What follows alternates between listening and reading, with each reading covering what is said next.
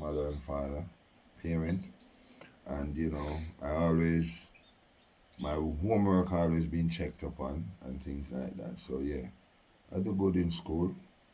Yeah, I do good in school. Give thanks. Excellent. I know a capital A from a common A. Oh, brilliant. But And my what are what our viewers yeah, and listeners are interested in yeah. is what was your favourite subjects at school? Well, my favorite subject at school at the time, it was two.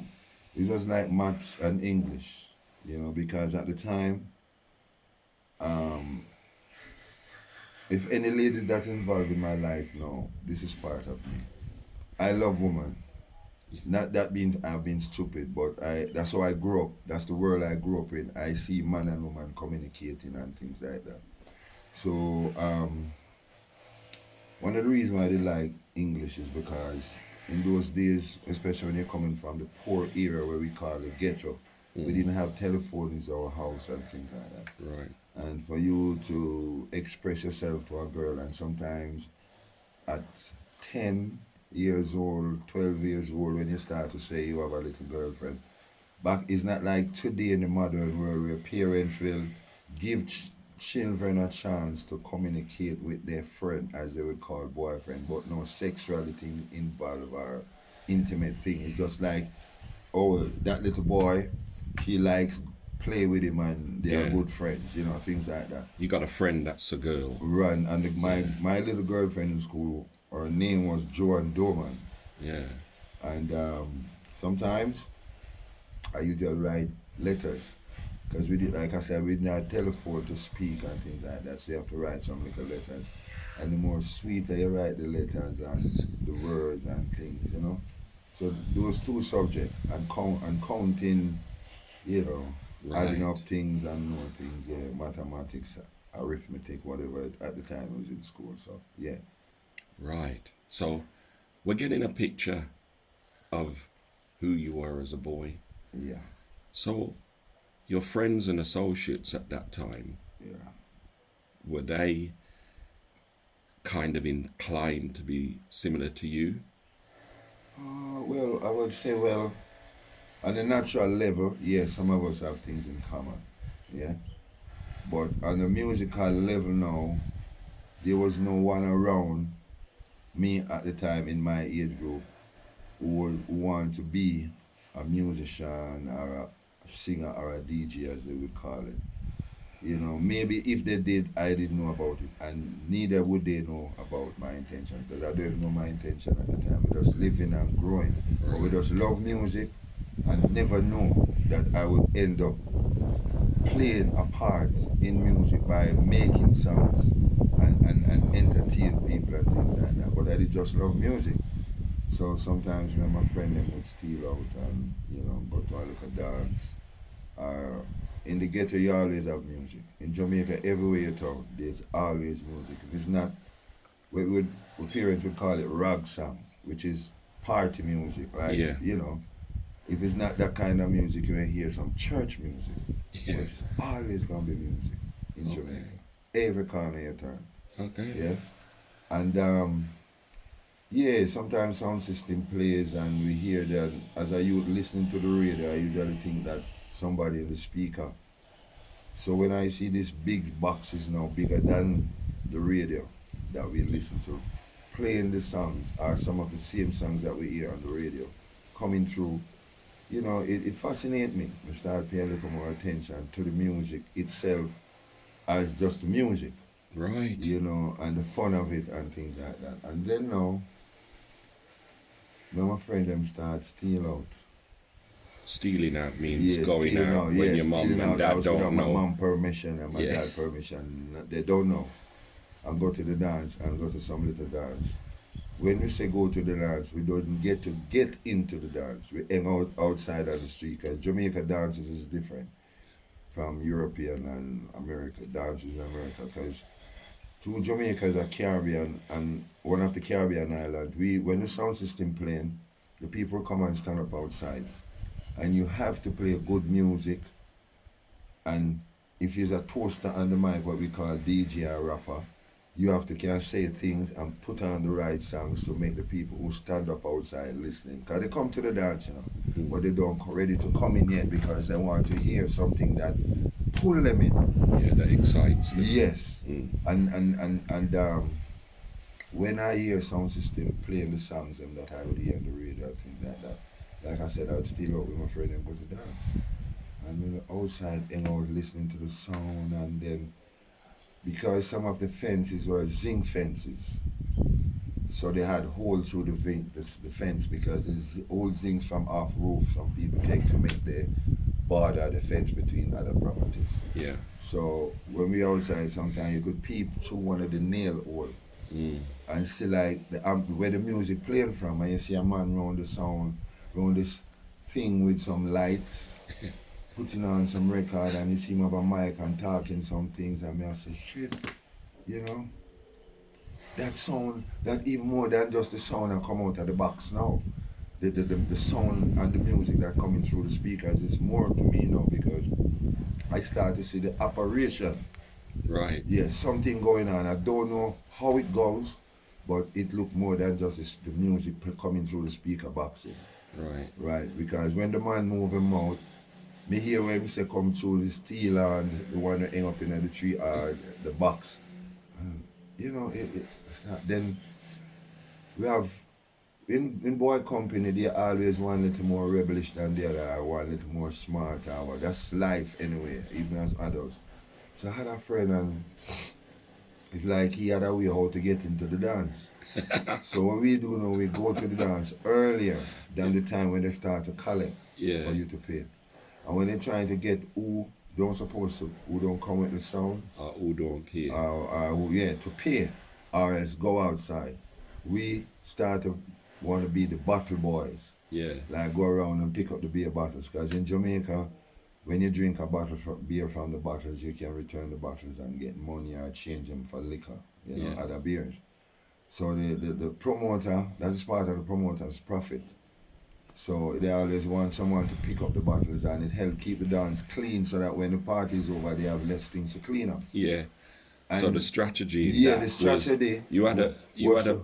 To help. Yeah. You know, but it's not help. I want to really help pick up buckle. I want to be in the dance to see what is going on. Yeah. Because my interest is to see what these sound coming through these things and what this man touching up on all these things. Okay. Yeah. Yeah. And that's how I start to go to dance, and then sometimes I get in trouble. And how old were you at this time? At the time I was like about 14. Yeah. Yeah, 14, 13. So had you left school then? No, I didn't totally left school. Right. Because at that time school start, my father went ill, and you know, for poor people, a lot of us grew up with our father always be the man of the house, meaning that he works the money and mama always stay home because he born long time. You understand? When most ladies stay home and take care of the kids, and that's why some of us fortunate for even have a little more respect and a little more love, because our mother could have able to spend time at home with us. Not because she didn't want to do anything, but that was the traditional thing in the old colonial world, where most mothers stay home, father go out and work the money, and the mother take care of the kids. Yeah. So with my mom home and things like that, yes. And me start me say I keep up my dance and me get in trouble, and my mom. What type of trouble was you getting? Well, trouble, the first trouble you get in is to leave the yard without permission. That's the first trouble. You understand? That's the first trouble. That's a telling off, or a little whipping, or a spam to or a slap on the wrist, whatever it is, a form of punishment. Or stop you from play games with a marble game with your friends because you should leave the yard. Yeah. That's the first trouble. And the next trouble now is coming in late in the morning. Yeah. Like before day in the morning. It's not like you stay till 10 o'clock. I come back like 1, 2, 3 o'clock. Because I have nowhere to go there, hang in the dance till it finish, and then when I come home it's near time for them to wake up. Yeah. And I would hide around in the yard because me know that me in trouble. Me not have to ask nobody because me do it already, and me know me get told off, as I say, a warning. So me still do it. Yeah. Because me think me can go around, as you would say in today's modern street talk, me think me can go around my parents, Yeah. you know, and go out and thing and yeah. And I go to the dance, get in a little trouble and still cool off this week and next week I'm gone again and Yeah. then I find another way now when I come home. If it's me to wash the plate and not sweeping the yard this morning, is my next brother. Because I still to the dance, I would wash the plate, I would sweep the yard. I try to do things that I don't supposed to do just to make it think that my mom won't beat me again. Yeah. And my mom look at me and say, you see all what you do? Me still have a bust your ass. Me still gonna beat you. You shouldn't left the yard last night. What you did there? You know, things like that. But gradually after a while, you know, 13, 14, start turn 15. Yeah? 13, 14, start turn 15. You know, my mom kind of low me up a little bit as a young teenager. And then we get into more the street youth them now. Okay, tell us about that. Like, you start. Stop. That's Yeah, this. yeah. You know, so from a lady.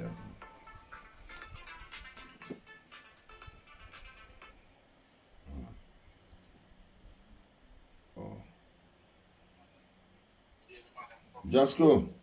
Yeah. You are going. Yeah, my brother, blessed morning to you. Blessed morning, sir. You know, so I'm trying to find a number for Dillinger. Help me now. No, me not have no number for Dillinger. Longest while. I don't go artist, me not have a number for me. I'm going to show me know where him live. You don't know nobody who know him. I'm going to Tristan them and say, you know, me don't know no man who have no number for him right after Tristan, that. no. No, I mean I have no number for Tristan, you know. Me talk to him, you know, but I haven't seen him since the last. Tristan number 4. No, look for Tristan, alright. So everything is everything then. It's all like you kick back. You know, me I kick back and get an interview with chat. Interview chat, alright, Yeah. cool. Alright, later. Yeah, Blessed. Alright, cool. Yeah. Back to it. As we were saying? So what we were saying is we're talking about now. You've gotten to the stage Yeah. where I start hanging out with the boys. you're starting to hang out with the boys. Boys. And what was that like? You know, who are we talking about? Yeah, when I say hang out with boys, there was no famous name guys like today. You know, like where artists would hang around artists and things like that. Yeah. It wasn't like that, you know. But fortunate for me though, Uri, Yeah. Daddy Uri was living in the same community at the time where I was living, still now to dance. And that's one of the things that fascinates me even more. Yeah. Because like I was saying before, when I still out with my friends, them I start going to dance like 14, 15, going up 16. My mom now, she was still rebel, you know. Yeah. But she not rebel so bad, Mm. you know. And that's where now I start pick up the habit of smoking weed and them little thing there. You know, one spliff, 6 away I smoke it. Yeah. Because we're young and what 2 puff off a spliff, you get cherry as well as a red. Mm. So you don't want no more. You understand, and things like that. Well, What's anyway, that feeling? Because a lot of people that are listening to this might not know yeah. the feeling that you get from smoking weed. Well, I get a feeling where it feel, now that I get older, maybe I can explain a little more. It did feel a way where we never know what it was, but me feel kind of nice. But at the same time, everything kind of appear to me different. Like sometimes me I look on something all a man and him look funny and me laugh after him or something. I make games of him, you know, things like that. But me never do nothing violent or anything stupid. And as we said, we start still up by the dance and things. So it's up that one night, one day me and my friend was talking about tubbies. Because him, little older, I think he was about 2 years older than me. And him was little more, cause him parent them background was little more rebellious than my parent them. Yeah. So him little more streetwise, how would I say, Yeah. than me. So him know about the tubbies thing, cause him uncle and him mother and him brother them dance and this and all kind of street things. Understand? Not only man, but woman all cuss badder than go and bad and fight. So anyway, so him start talk about this Tubbies thing, and one night me and him teeth out and go and dance. But Tubbies dance. Tubbies I play in a Tower Hill. That time I live at Tower Hill now. I don't live Western Kingston again. Kingston I live Waterhouse here. Yes, and I'm calling myself something at the same time. But anyway, by going to King Tubby now and we say we help pick up the buckles and thing. We start to see Uri, and Tubby sounded more prettier to me than the other little sounds them that I say, because most sound never have no impact. Some little spotlights, they might have one or two, maybe three. But Tubby's now across the amplifier, him up all this little red, gold and green, go across, and then this little magic light thing. And he's a homemade amplifier, but at the time I wouldn't even know. But seeing the home amplifier with it was chrome on the front of the amplifier, so it looked like it's a glass. I could see myself. And so all those little things fascinate me. And with Uri now, put on the song, and this man talk something. And then Uri was, like I say, Uri, we were living in the same community, Tower Hill, Kingston 11. I was living at Phillip Avenue at the time, 8 Phillip Avenue, and Uri was living down William Crescent with his twin baby mother, even before she get pregnant with Anna Amigo. That baby mother is named Madge, I think. Yes, Maggie. Right? And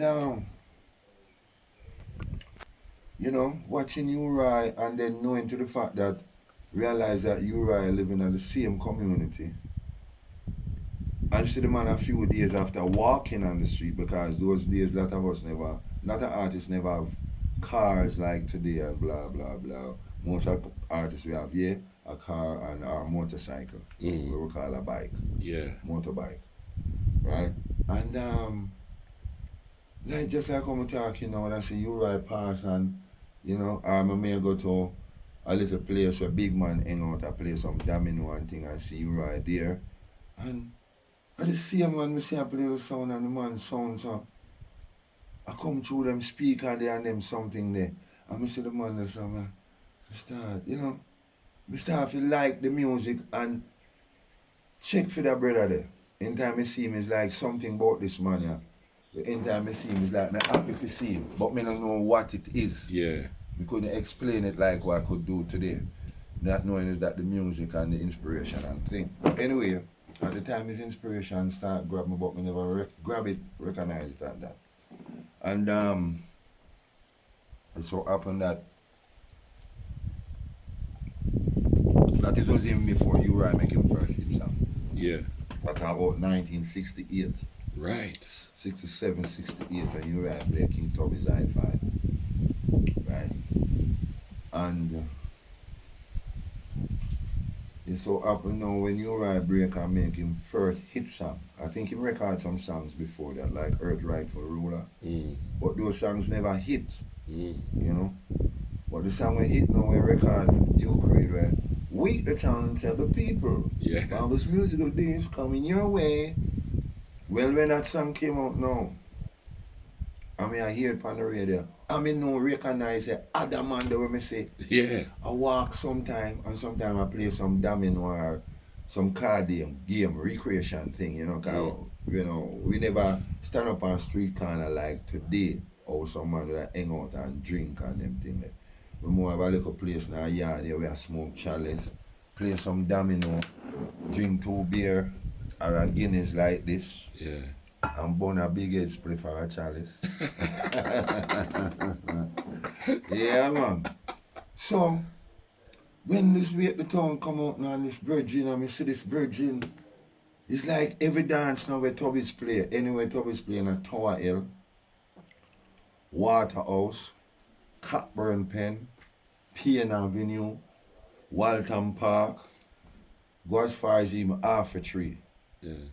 Cause with my friend them steal out and gone. And I've got a brethren that his family come from well. From Rebel.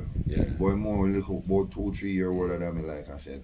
So him look more streetwiser than me. Alright. Then we go to dance and we start saying, you Ryan. And then when we say wait the town and tell him when we come, this station rule the nation and more tune with you right now. I said, bro, you know, it started fascinating me because I start believe some man I sing through speaker box now, you know. Cause that's what I tell you, so that's what music started fascinating. Yeah. I see the man operate an amplifier. I put on some record and get a chance to go in at the dance and see the man attack and hear when I say come through the same speaker we usually listen to. And then the man come make hit record now. It's just like this something nice. And then while growing up in Towal we start see people like Laidback. Right.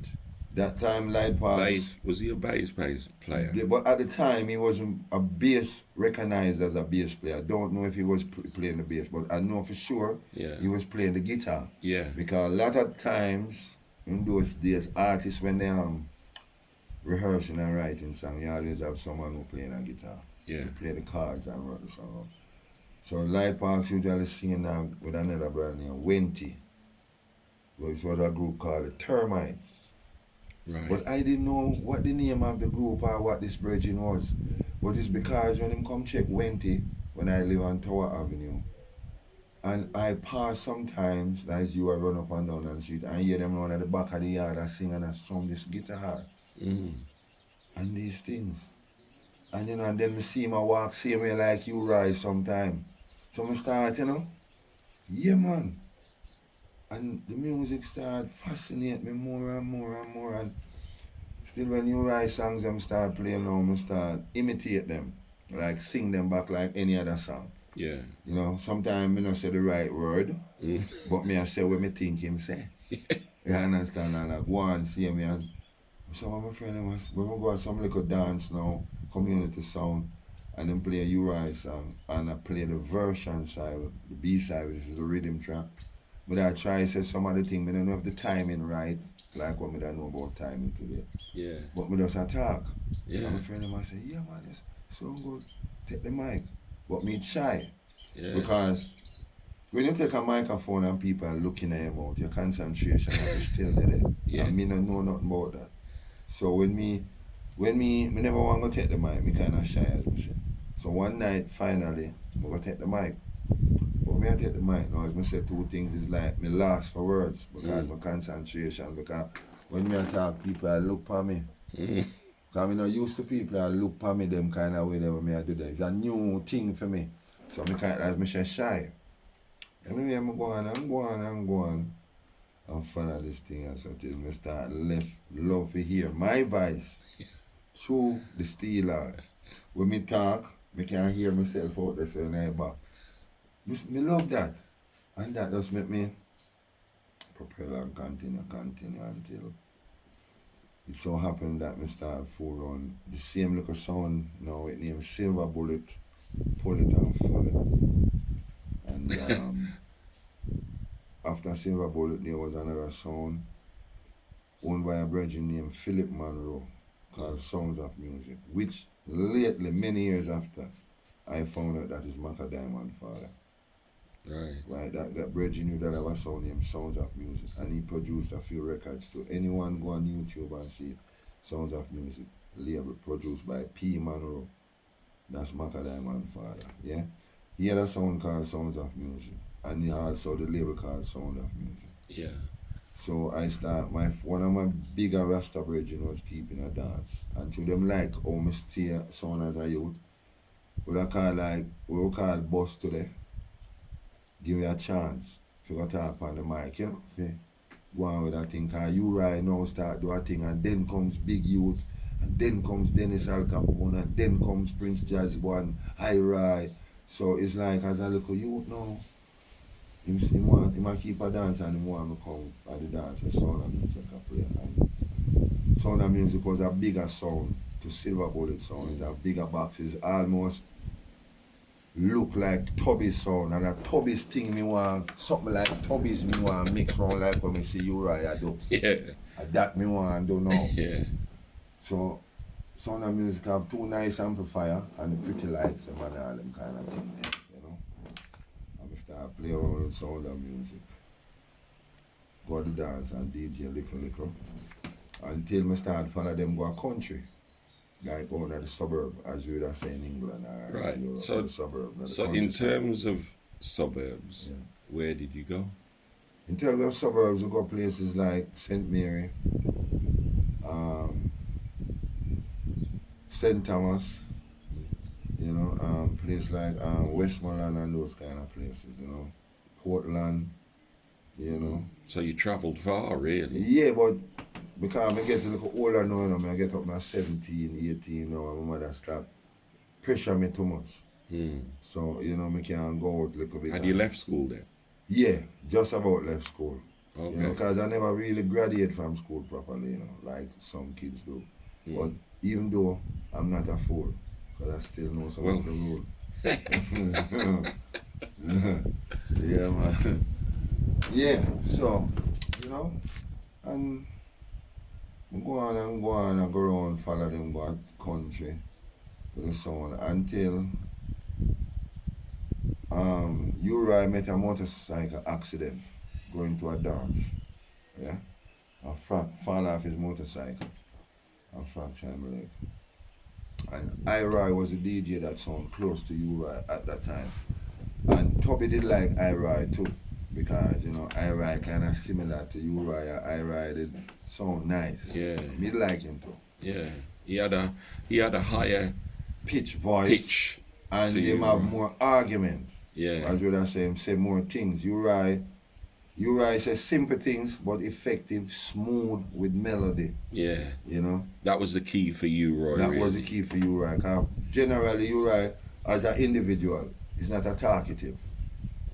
Like if you sit down on Uri for an hour, 2 hour, 3 hour, yes, he may talk. But you hear some whole heap of talking compared to Uri. Uri is a man love muster, as you say, make joke, make mock of people, joke, fun. So him have him always Yeah. more argument. More talk, More more talk, conversations. more suggestion and words and this and that and them doing it. And as I said, Uri fracture him leg. And in those days now, all of the top sound them always have residential DJ. Meaning like if you want to hear Uri, you have to go to King Tubby's. And if you want to hear Big Youth, you have to go to Emperor Lord Tippertone. And if you want to hear Dennis Al Capone, you'd have to go to El Paso. Things like that, Yeah. Those are, in those days, resident DJs, toasters, have their own sound that they toast to it all the time. And like I said, Uri fractured him leg, and Uri was the man that sound close to Uri. So Toby would have liked him pass through the dances sometime on DJ. But unfortunately, Uri was recording at the time to a recording artist. After Uri break, we dey break the town and rule the nation now. None for the other man them play sound system we can talk like Uri, Big Youth, Dennis Al Capone, them start to record too. Right, because at the time, I remember when Big U came through Yeah. with, Z90 Skank and Yeah, yeah. well, he broke on the Trojan label. Yeah, exactly. Well, it was S90 Skank was one of these tunes that will come up on Trojan label in the long run. And those songs and Tippertone Rocking, Screaming Target and all them things. And all them songs, right? Well, that start happening now with the recording thing and so forth. So like Uri, like I said, Uri was recording. So Uri started to travel. Uri foot the fracture. So this bridging that traveled the sound, take care of the sound, which is a roadman for the sound, for Tubby sound, named Trevor, we call him Tower Hill. He was living in the same community, Tower Hill too. Because he was living far from Uri, and he wasn't living far from me either. But he was much closer to Uri, with them living more closer in the community. And tell Tubby's about this little apprentice, like I said, boy, I know that little youth that so wicked, Tubby. I make you hear him, So Trevor, as we call Tower Hill, him interview tell Tubby about me and Tubby tell him to bring me. And Tubby was playing on Sunrise Crescent off Mullines Road.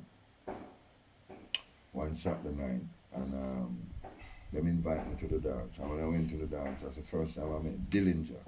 Right. Yeah, Just School just called me on the phone. Yeah. Asked me if I have Dillinger number. Mm. Yeah. I met Lester Bullocks, better known as Dillinger. I met him at the dance at Sunrise Crescent.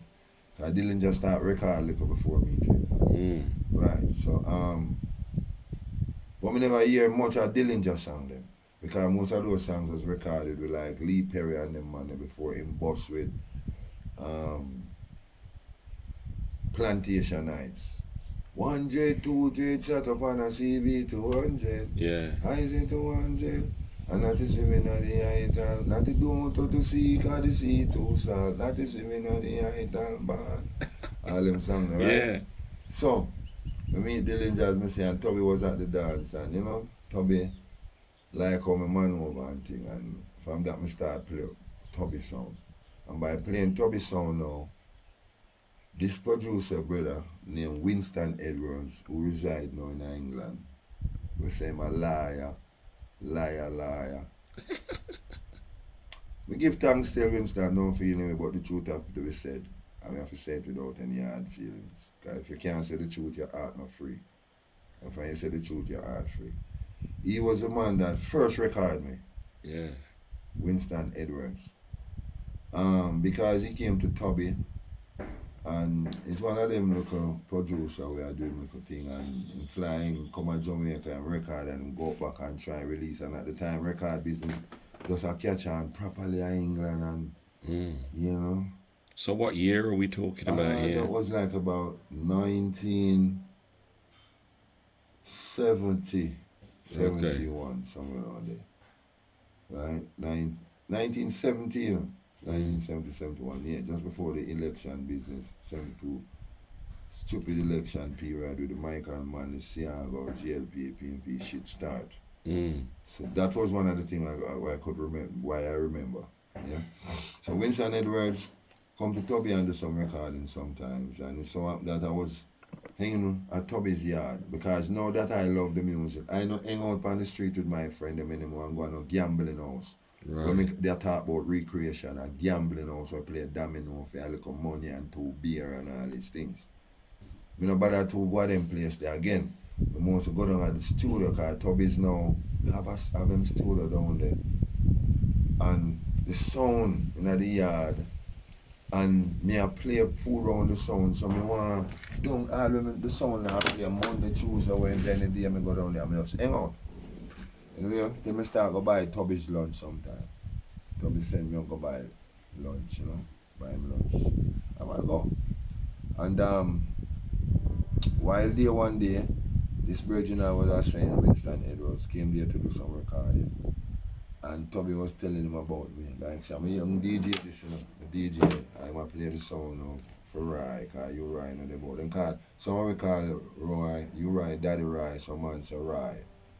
Anyway, Winston Edwards say, yeah, and for him hear that, because most of them man, they are wagonists, you know, me I speak it's truth. You understand? Them capture everything, because them know when them capture it, where them can go do with it for make money. We are fool, we don't know what I want. Right. So Dennis Brown wrote a song called, yeah, that he mentions wagonists. Yeah. Informer. Yeah. So that's Wolf on the left hand. Yeah. That's in Wolf hand. So what is a wagonist? A wagonist is a person who love to jump onto things and never build anything. Any wagon him see a pass, him just jump on it because him think it can take him where he want to go. If a money he want to get, he can't go. If a work him want to go, him never, if the wagon punch him, never him put on a screw on it. Right. So any wagon, a wagonist is an opportunist. Yeah. Another word is a ghetto word where we wagonist, opportunist. Yeah. Some people are just opportunists. You understand? Everybody want opportunity. Yes. Life, but some people are definitely opportunity. Only for themselves. Selfish kind of people. Anyway, Winston, helicopter. Yeah, man, I saw racing near the airport. I have my passport. Send for me now. Ready to come doing it live and direct. Anyway, Winston Edwards here, to be introduced me to Winston Edwards. You know, that's a little DJ. So him say that as me say as a wagonist now. You know, him feel like him can capture some kind. Knows if him can't go England and go sell. If I'm 10 copy, him sell it. Yeah. He can't lose. Mm. So him record the same day. Him put 2 rhythm medals through the, and him tell me what he say. Mm. Because me never really go with no idea and write nothing there. And the first 2 songs I record was one called Jamaican Tobacco and one called Wet Up Your Pants Foot. Because my name didn't know him give me the topic because at the time the hippie thing they are gone and the herb smoking and the John Lennon and the Rasta business and all of those things, cause it was a suppression. Mm. People that sing music where both like Beatles that sing music where the poor white people them could have relate to. Mm. And Bob Marley and Burning Spear and them man they sing some song where black and white can relate to. Mm. So the herb now was a part of the joy. Mm. So everybody has smoke and them kind of thing there, you know. So him give me the topic and sex was another thing. I remember what Sex Pistol and them group. Yeah. So sex was young teenager just get wild and do what they want to do. So him tell me to make a song talk about Jamaican tobacco Right. and about wet up your pants foot like you wet you discharge by yourself. Yeah. Plain word. You know, something sexually happening and vibes and real wet up your pants. The girl make you wet up your pants foot. Anyway, record those 2 songs for Winston Edwards. And after recording those 2 songs for Winston Edwards, Tubby again, while hanging out at the studio, Tubby introduced me to Yabby U. Okay, yeah, I remember Yabi. Yabby U. Yabby U usually come Very, very, very, very, yeah, very. great singer, producer, man. Right? And he was recording and mixing his songs at Tubby's frequently. So as I say, I usually hang out. And Tubby tell him about me too. And Yabby U put me in the studio and a rhythm track called See Them There, but them a sheep, but them a wolf. Them a sheep, them a go like them a sheep, but them a wolf. Mm. Like you're a wolf in a sheep clothing. Yeah. Yeah, or something like that. And we record that song. So, and from there, You just carry on. we just carry on and when the opportunity come, we just record. Because in those times, it's not like today a man get a rhythm for a write a song. So, Yeah, tell us about that. you start spontaneous. Me personally, my first set of song, if my first hit song with a balloon, I never really sit down and take a pen and write down the words, word for word, and make sentence and chorus and paragraph and whatever they want to call it. I never really do them things. Right. Because as a young man like myself, me love English. I usually have to write, Mm. to say things to girls, to make girls sound nice, kind of like today, where no matter how nice you talk to a woman, if you never have a pair of shoes that look expensive, or a car will look expensive, or your shirt look expensive, she ain't have nothing with you. Unless you're a real woman. A real woman want nice things too, you know. Yeah. But she look beyond the material presentation. You understand? But the presentation is important. Yeah. Yeah. So those times, you know, so the lyric and them thing there, you know, make me get girls and so forth and we'd have argument. So when we go down the studio, we just record. Sometimes when I start the dance, like let's say I create a lyric and I start a Masagana rhythm. Mm. But it so happened that the following week, I went to the studio, I hanging around the studio, and a producer see me and said, "Oh, what music are you doing that? Tubby's DJing, but you know, come DJ a song." I'm glad for the opportunity. I don't know nothing about money and royalty and no shit and advance, nothing. Okay. Why? Me just want to go in the studio. You just want to enjoy the moment. Enjoy the moment because watch me I move from peeping through the fence, you know, hearing music playing through the box, to the speaker, thinking somebody singing through the speaker. Yeah. Till I see a man putting on record and a tap on something that me I hear through the speaker. Till I see a man, when me see do that, record song and these things. So when producers say go do a song, when I do that, I'm glad for the opportunity. So whatever lyrics me have, me I try fit it on a rhythm there. Sometime after when you get musically wise and sensible about chords and key and so forth, you realize that yeah, you could have do that better, you know. Or that wasn't the melody will fit the track. But at the same time, even the man who produced it himself don't know about the melody of DJ Toasting. Right, He just want to know say you talk some nice thing on the rhythm. Yeah. And the rhythm a rock. That's it. And you are rock. And you are rock. And people buy it. Yeah? And the idea and the vibe and sells the tune. Yeah, because if you go back and listen to a whole heap of early songs from a lot of DJs, if they record them today, they record them more nice and sweeter. But we're just glad for the opportunity and we just go with the vibe where we feel. Because sometimes some of them songs we record them and we don't eat no lunch, you know. But we never feel hungry. Because we might have some breakfast, like I might speak for myself then, which is others artists can identify that too. Especially DJ, singers too. Yeah, eat something in the morning, especially if you live with your mom fry some dumpling and callaloo, boil, put banana, ackee and saltfish, or bread and butter and egg or whatever, or sometimes nothing. But you still be there, you go to the studio, because that you love. You don't know say you have a ton singer. You don't know say you have a ton DJ, especially DJ. Me I speak for DJ, because singing was more professional in the music business than DJing. From where me know DJ I come from, and God bless Uriah soul. Uriah will tell you the same thing. We never know say me could have make DJ and me never get up and say me want to be an artist. Me never get up and say me want to make a #1 song. Me never know say me have a record song. Me never know say me that make hit song. Me never know say through music me that travel around the world and know all place where me I read in the Bible and things are heaven it there. When they say Jerusalem and them things, me think I heaven it there. You understand what I say, brother? Yeah. So, when we go in a studio, we just go do things, me go do my things spontaneously until God bless me that I start understand the music more now.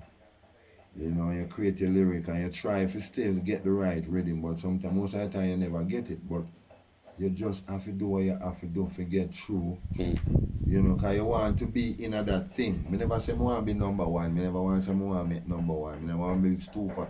I not talk about no. I just want to make some tune and I like to know so when I turn on the radio sometime, my song I play.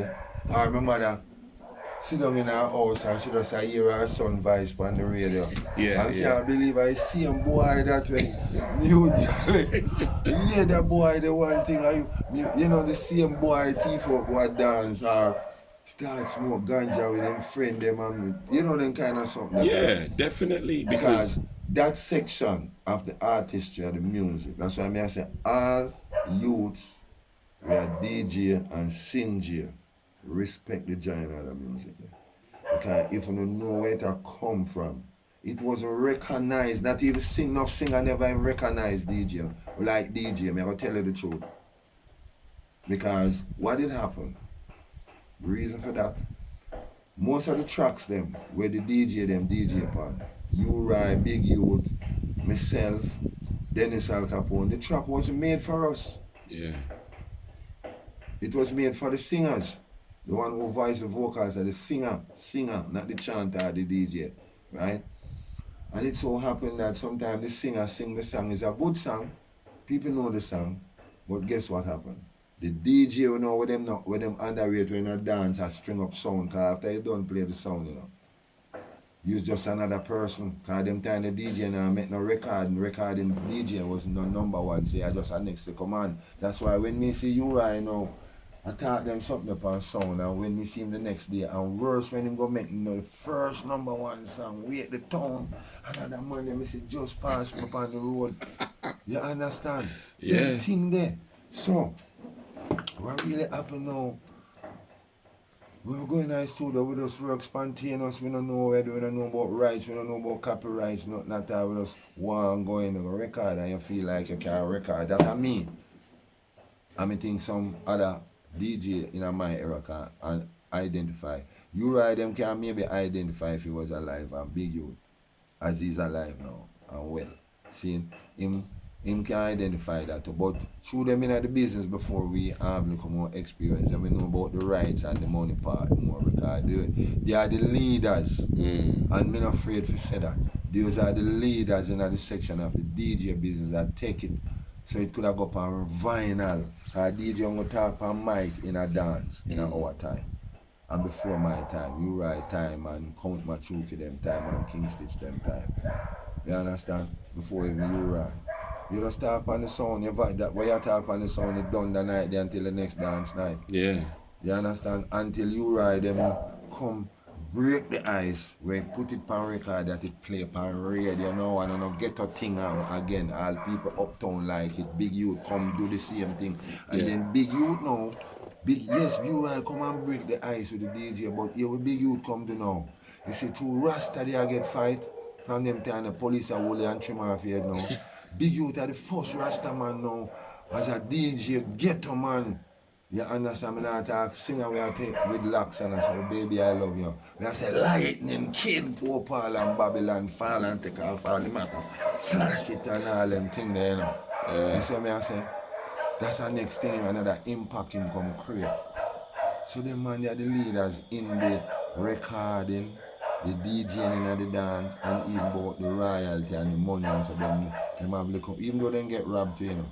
But they are the first experience of thievery, generalship, collect money and everything because they are the leaders. When you say get robbed, explain that from your...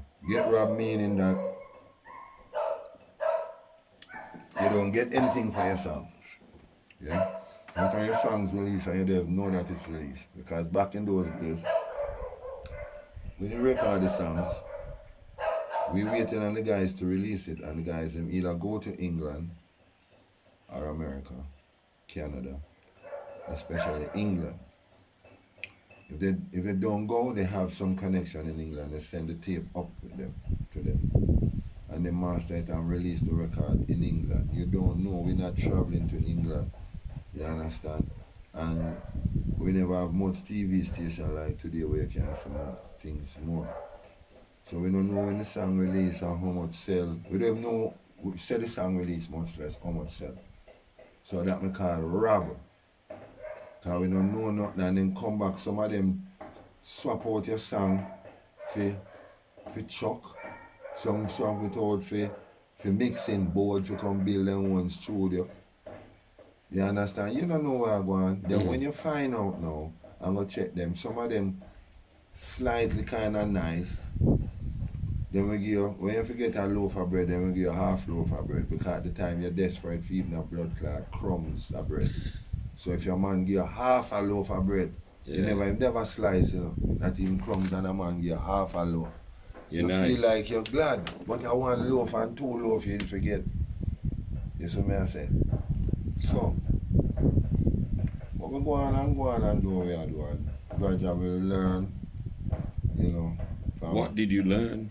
We learn from my elder DJ Virgin them mistake. You are Big Youth, Dennis Al Capone, enough of the other man, them, and even Ken Boot them and John Wood them were signed with Trojan and hold them one, them not to sing for nobody else, then can't put out no more song for the next 20 years and all them kind of thing. You have to find some way to record the song and press it from a different country, because once I'm pressing in England at that time, it's like you have violated the contract where you did sign with them. So you have to press the record at Jamaica and send it in as import.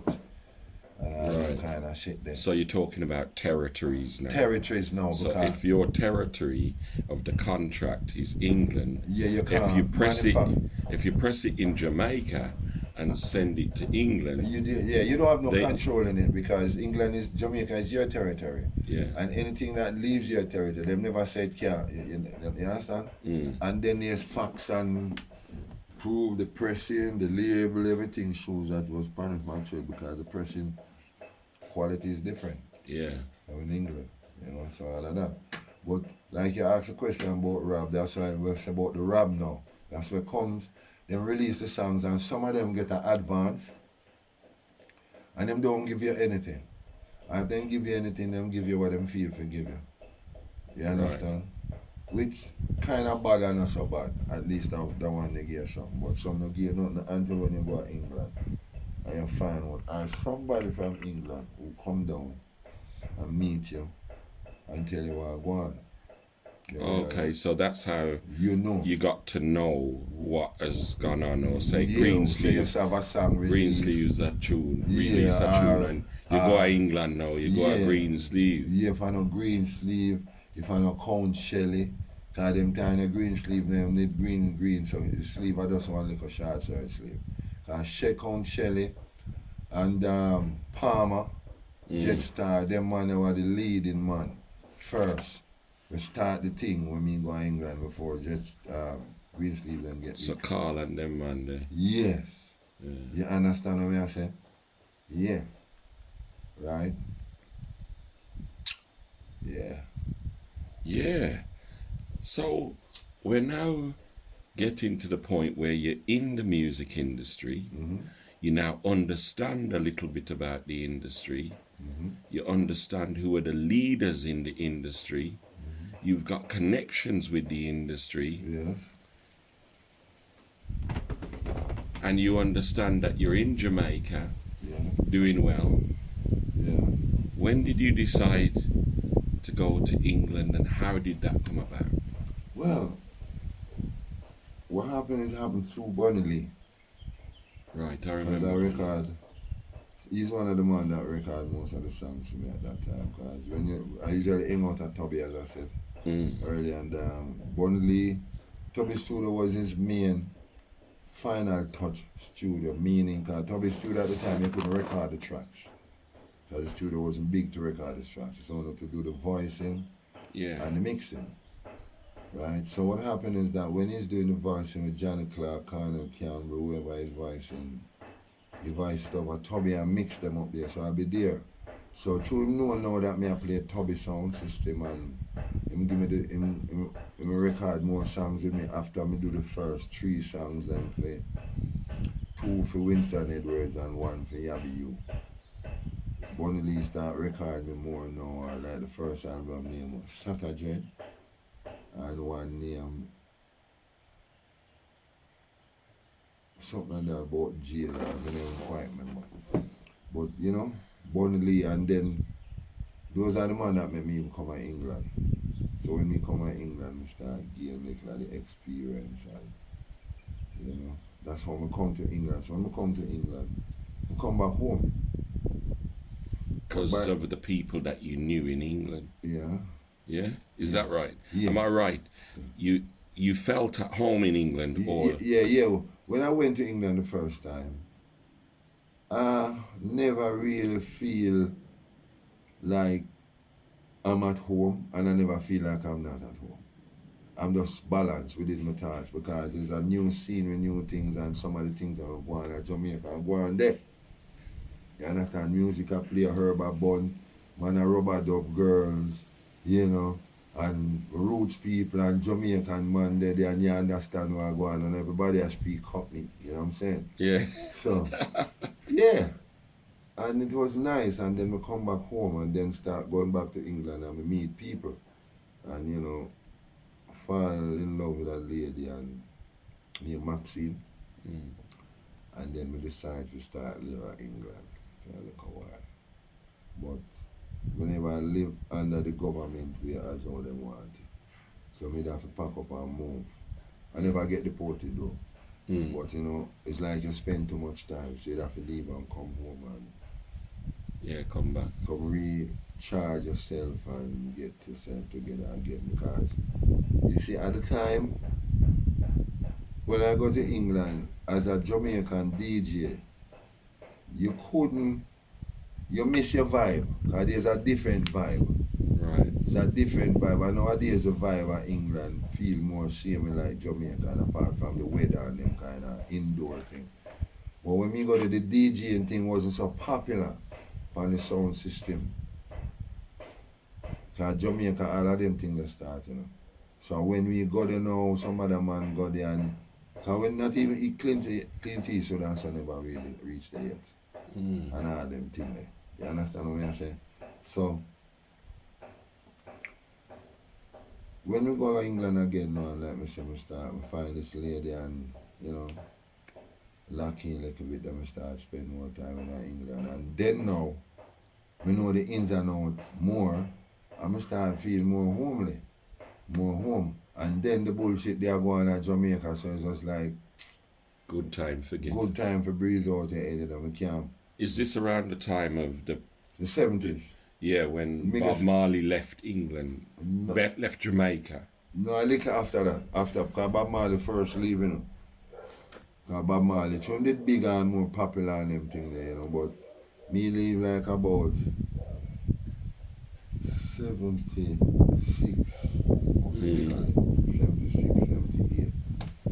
All them time there. You know, I start spend more time in England. So you know, come like me reside there. I come Jamaica every year, even twice, you know. But me spend more time in London. And then certain things more easier to deal with in England. Not like to deal with, you know, they want to know how much ribs make you up and all them kind of things. So England was like my home, another home. Because at the time, to me, apart from Jamaica, England was like a home for me.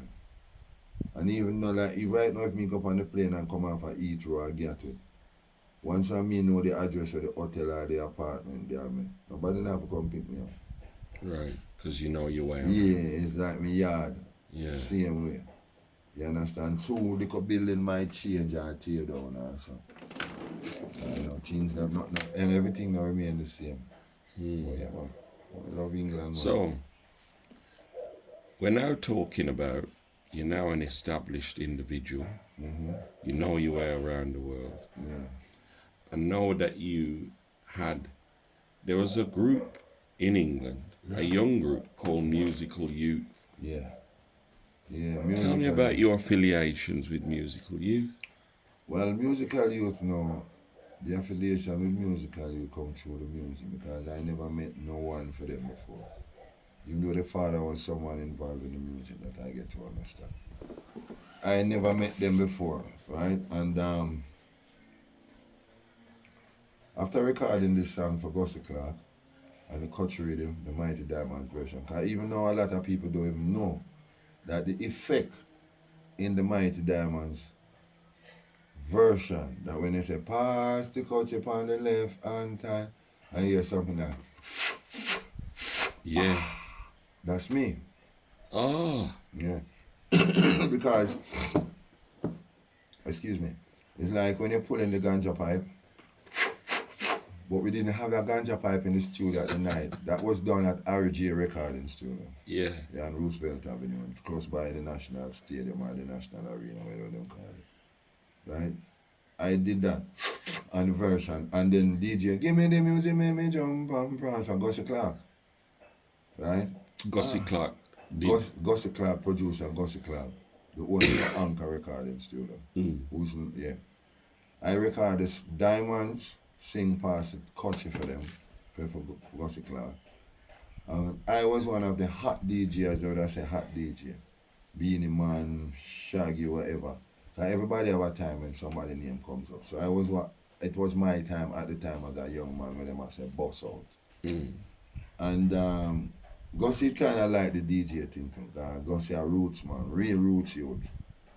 So you find say, he asked me for record the song. I'm going to the studio, same RG there. When we do the same night, we do Give Me the Music for Gussie Clarke.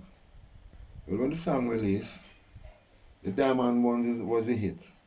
Fair and square, no joke about that.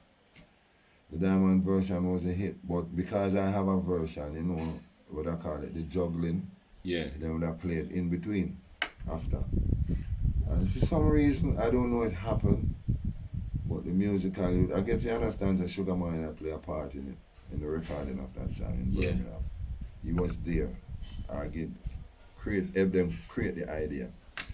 And The Mighty Diamond song was a hit, but it could be a commercial hit, just like Pass the Dutch here. Yeah. But I think one of the things why the song never get promoted properly in the commercial market was because it talk about Kochi. And they want to find out what about Kochi. And when they realize what Kochi was like, Kochi is a ganja pipe, a paraphernalia. And at that time, them not promote no paraphernalia. So the youth them change the name, the word from Kochi to Dutchy, which whoever come up with that word for the fit that line there in the song was a brilliant idea, Bridget. Jano, I respect them, but that sugar or whoever. And the youth them come with the song because Diamond one was already a hit, you know. Yeah, I remember. Right, so these younger kids now, like little boys, you know, them teens, young teenagers and them thing there, come with this song, and then the two part put together, bang bang bang, especially little one, bang Calvin. yeah, pause, give me the music, baby. And they have company behind it that promoted it and things like that, and becomes a big commercial monster hit, not only in England, Australia, all them places. America. So I'm still a collect royalty off it right now. So you and sang. I'm the biggest payday there. So you sang Pass the Kochi. No. Or you sang Give Me the Music. Yeah. Mighty Diamonds will pass the Kochi on the left hand side. That was Tabby. a whole soul record, full song. Then Gussie Clarke get me to come on the track, the same track, and do a song for myself. Say, music comes to be the food of love, song to make you rub and scrub. Give me the music, make me jump and browse. Give me the music, make me rockin' on the down. Say, listen to the drum, and say, listen to the bass. Tell you this, I wanna make you wind up your waist. So the youth them now put the Diamond part and my part together. But Diamond part was the more of the song with them use. You understand? So Diamond I get more rights for the song than me, but me still have rights in it anyway. So you know, that's how come me again become affiliated with them. I never met one of them yesterday. You have never met one of them? They're really nice people. You never met Kelvin one. is a really, really nice person, and Michael, his brother, and you know, the other members, you know, you've got the other members who are really nice as well. Yeah, I heard that one of them came to Jamaica while he was adult stage now, not like when the musical youth. Yeah. He came to Jamaica about 2 years, 3 years ago, just before this interview here. And you know, I never met him. Dennis. I think so. Yeah, Dennis, a nice guy as well. I never met none of them before. You know, see. So now you're an individual, and you've gone through the music industry, and you know a lot of reggae artists. Who are the reggae artists that inspire you the most, or that you feel a particular closeness to? Well, every one of them, most especially in my era and after my era. Well, I wouldn't say after my era. Within the time before me, during my time, and the youths them will come after me. So it's very hard to pick one individual, but I can tell you a few of my favorites. Before my time, people like the Wailers, not Bob Marley, just source of Bob Marley and the Wailers, you know. I said the Wailers. The Wailers mean Bunny Wailer, Peter Tosh, and Bob Marley. All three of them are saying the original Duppy Conqueror, the original Who the Cap Fit, the original Chatterbox. Mr. Chatterbox, how long shall you reign? Yeah, one cup of tea or one. what? Yes, the matter the original Lee Perry Scratch and some of Bob them production when they work together as, you know, one. You know them time when they have the record shop at Beeson Street at town and all them kind of weird. You understand what I'm saying? Wailers, Eptones, Ken Boot, yeah, them one there. And what are the personalities of these individuals that caught you most? It's very difficult, you know, because there's different things that in each individual will cost me the most. You know. Cause me like Ken Boot singing, me like him pronunciation. You can if him say pretend, you know, you hear pretend. You hear the D. So the diction. Yeah. Yeah. That with Ken Boot, that's one of the things. The next thing with Ken Boot, him sharpness. Him always keep himself together as a presentable person. Mm. You understand? And that are one of the person. Well, the DJ part, you know, say you right, without a doubt. Because the thing is, no, the reason for that, why you right grabbed my inspiration before other DJs, because he was the first one where really break the record thing, we put the toasting pan the vinyl, that me mean. When I DJ in a dance like Count Stitch and Machuki, I'm the first man, we make a hit song on vinyl as a man we talk on song and nobody no rate as artist. Yeah, DJ just chat blah blah blah on song. That's how them usually have it. Straight up. See?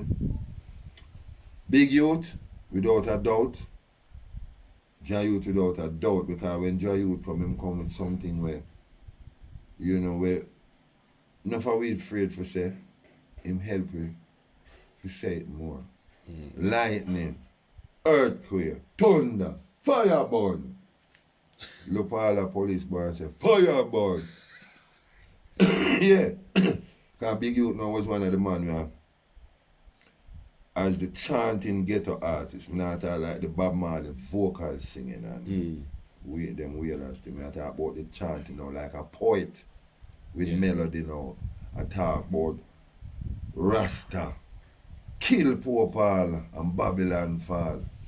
Them kind of thing there. And Big Youth was a great influence, man, because I end up all sometimes I DJ. All of me I play sound system. I DJ some of Big Youth style so. Of course. Then the one thing, man, it's like football, you know. You can't play one pattern. Sometimes you have to play some of the Brazil style. Sometimes you have to play some of the English style. Sometimes, yeah. And these things. Big Youth, Dennis Al Capone. I ride and stand out in a way too. You know, but like me say, it's hard to choose for me, honestly. Because to me play sound system is not just come up as an artist or as a DJ. Me play the song and play songs after songs from different artists, and every one of them have something different and something will grab me, something will inspire me, and something will me love, and something will forever play up till today. Right. Yeah. So, singers, who are your singers?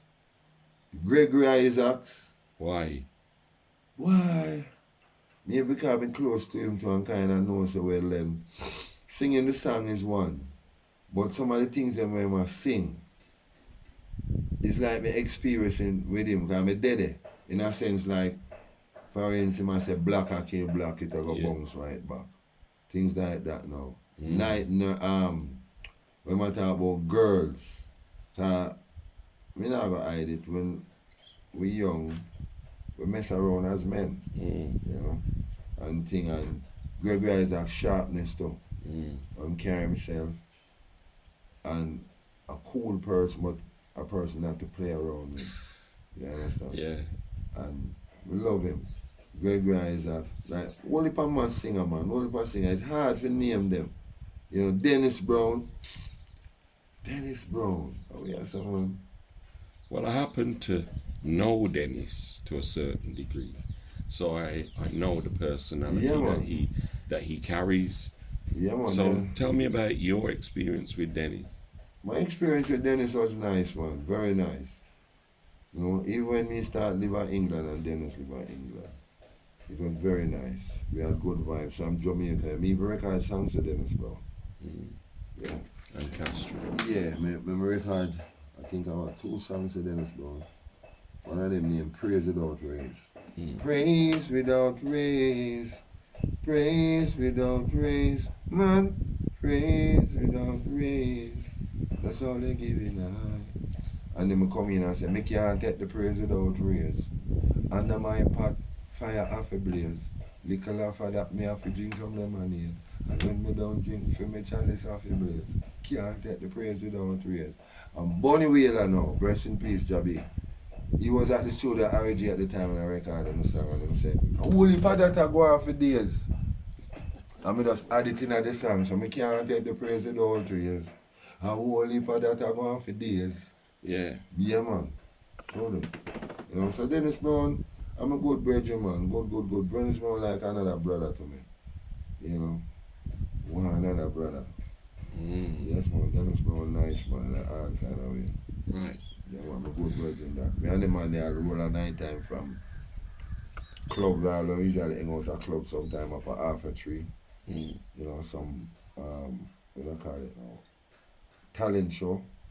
As we as singers, sometimes we want somebody to sing, make we stand up and enjoy the party too. We love sing for people too, you know. But we love when somebody sing for we too, you know. We live enjoy it too. So sometimes we go hang out at night time. Then Dennis Brown, we never have no car. Dennis have car, so Dennis will drop me home and yeah. Right. So we've come to this pinnacle point. How about some of the low points in Hugh Brown's life? Well, the low points, them, you know, them come, and some of them I played a big part of causing it, because sometimes if people do your thing, sometimes, you know, if you don't allow them, you can't do it. So sometimes we get up and say, boy, John do this to me, and Tom do this to me, and Harry this. But how come Harry do it to you? Yeah. You ever question that? So when you could find out that, say, you make Harry do that, you know. So you vex what Harry do, but the truth is you vex with yourself. So those are the things, the experience we have, and some of the experience, and, you know, come across, yes, the law, you know. Yeah, come across the law. Well, once I break the law, even if holding a spliff like this, is that then call it criminal thing. You know, me don't understand that word. What is criminal for who's not a criminal? But me never had no problem for rob nobody, thief nobody, shoot nobody, rape nobody, kill nobody. I me never much in a fight, neither. Because you right, like me say, that's another thing we learn from you right, you know, growing up. It's when I start getting involved and love the music, like I say. We never have no time to hang out with friends. So the little fight and scrabble we usually have first time we play a card game and domino and man grab up money and we play marbles. And I win your marble, but you don't like what I win, and you grab it up and run. So I say, when I catch you, I'm going to bust your head and all them kind of shit. When, you know, when we start taking on to the sound system and the music, we never really see Uriah War with nobody. So that was another thing for me. The way I'm dressed, in clothes, shoes, in Ganji, we call them bandland them time. Remember, in London we call it cardigan. Yeah. Cardigan. With some leather and red leather growing on the sleeves here. Ah, the G. Yeah, the G. Gabucci. And them things there, and some of them without. Yeah, man, Gregory used to love them. Yes, then me have some music. Then him and them man, they make me love them things. Yeah. So it's not about just the singing. It's about the personality of the person. And I like the coolness, you know. Me have a big voice. Yes. Speaking like how me are speaking now, I get mad, my voice can be bigger. That even women when me involved with them. Sometimes I talk to them seriously. You know, it's kind of be like argumentative talk, but I don't know nothing bad, like agree and disagreement conversation. Them kind of conversation. And when you talk serious, it sounds like you're a bully. You know, but I don't bully my bully, I just remember a stern voice. And when I'm ready for command, I can't sound like me a command you, but I not really command you. I just make my statement, you know. Just like when I'm on stage. Okay. So, we've talked a lot about your story and a lot about his story. Yeah. The reggae music has changed, or music in general has changed in the way it's produced, the way it's mixed and mastered. Yes. Also, more so, you've now got, instead of vinyl, you've got MP3s. And all the kind of thing. And now you've got streaming. Streaming, yeah. Tell me about your experience about that, and where do you think reggae music is going? Well, as a person grew up seeing records before I even know that it was called record. And then it get involved until I start to get my voice on record, which I call vinyl. And now see it change from vinyl to CD. And then from CD to all format now. Some of them know them name. It's a whole heap of change, and the change go fast too. So you find that sometimes product don't even get a time for last. Some of the manufacturing things them don't last. Like it's still vinyl and go on because it treat a print longer than any other format. But it's just the way the world I go today, just like the recording in the studio. Back in the days you want to record a song for somebody in England, you're going to have to fly, wait until you go to England to record the song, or they come to Jamaica to record the song. Or the closest, they send the tape down by ear, and you take the tape like what Bob them usually do, right? And Chris Blackwell, and when them not fly, them send it down, and people will pick up the tape and go in the studio and the things and whatever. Today now it's just by ear, internet, you know. And yes, it's nice. You have a lot of good music still produced, man, but it's just that it's more easier in some format to make, so you find that less soul into the music. People spend less time. Because if you go back and you listen to Treasure Isle and Duke Reid and Treasure Isle, which is Duke Reid and Studio One, so especially Treasure Isle, sometimes them have 3 different cuts of the same song, you know. And if you listen to them differently, they sound the same, but technically, when the first one was laid down, maybe Duke Reid said, "I don't like that version, so do it back again." But they didn't erase that off the tape. They stay on the tape. And they record another one, because you feel like the guitar could have been a little more this and a little more that. So, but today now, so and a musician will spend the whole day to record all 3 songs, if you take that to do it. Today a man don't want to spend that time. The musician don't want to spend that time because he have more sessions to do, and that alone can't pay the bill.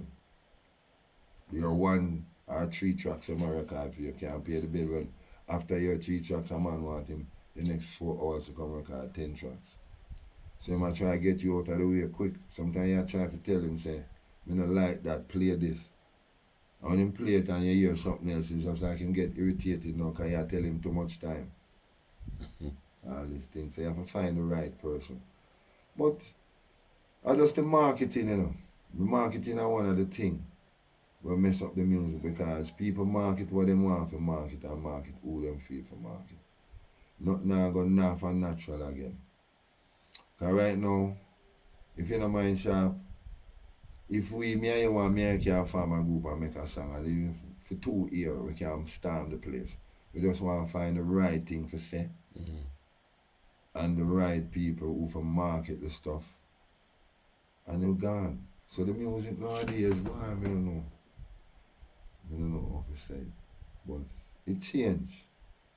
And what do you think of reggae music?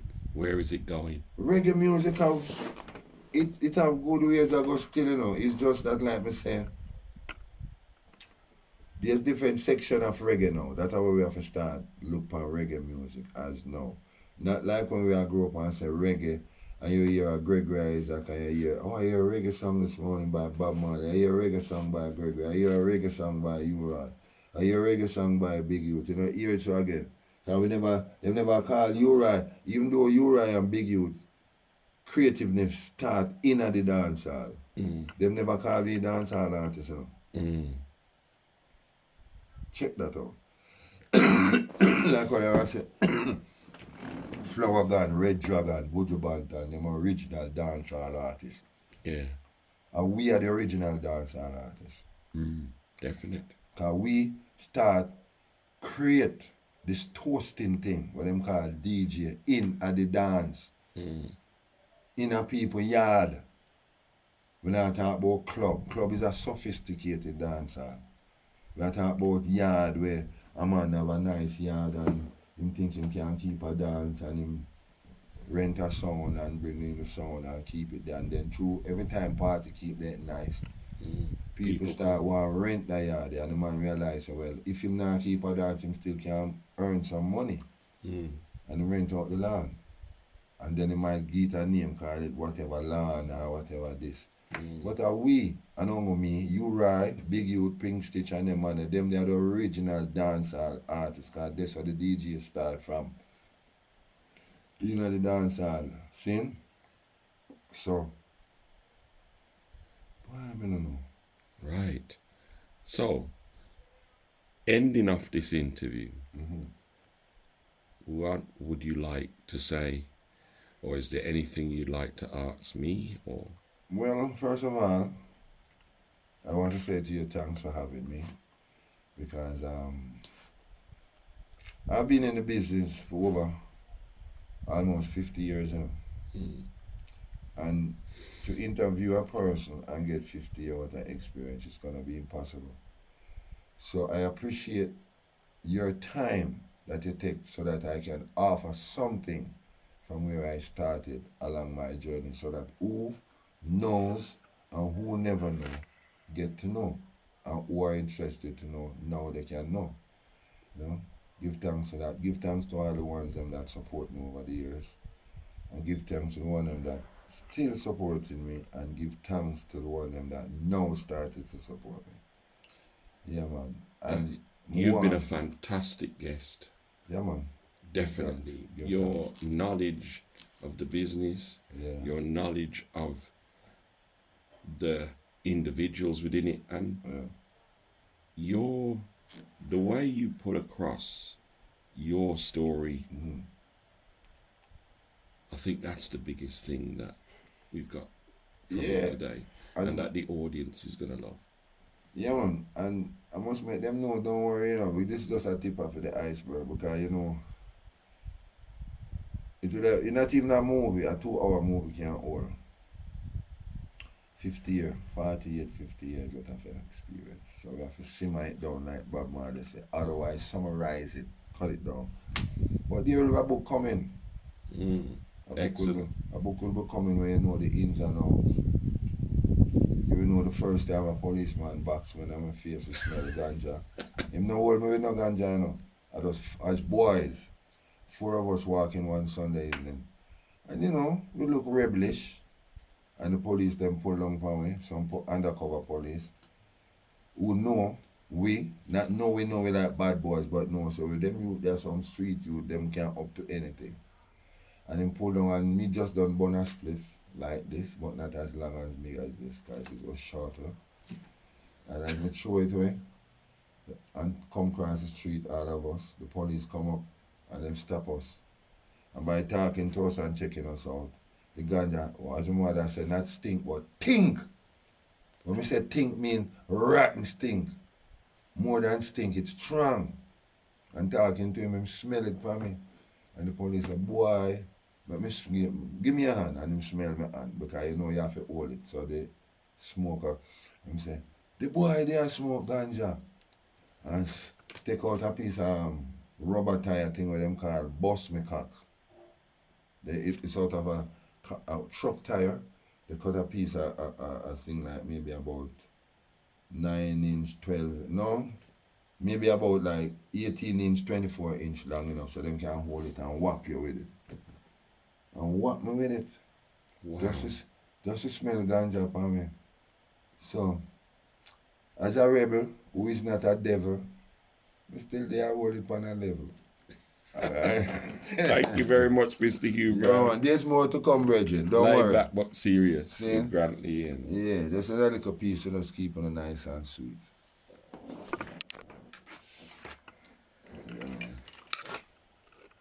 Yeah, man. That was very good. Yeah, man, so you can cut and do what you do and Edit. 1 and 2.